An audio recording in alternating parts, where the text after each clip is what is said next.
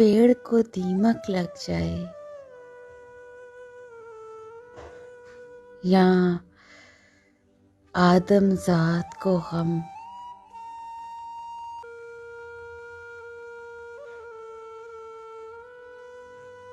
दोनों को अमजद हमने बचते देखा कम।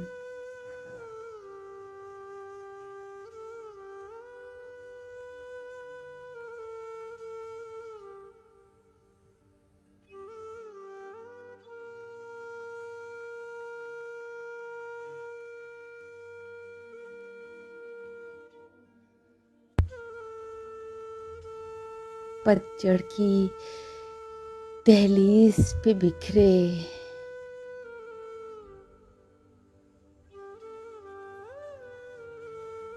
बेचेहरा पत्तों की सूरत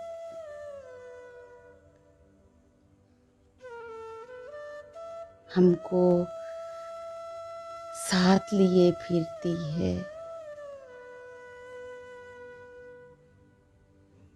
तेरे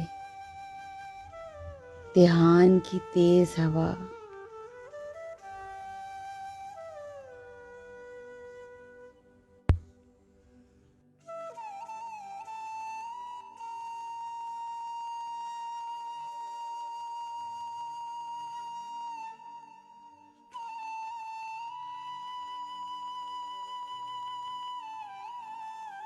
Please subscribe my channel and press the bell icon.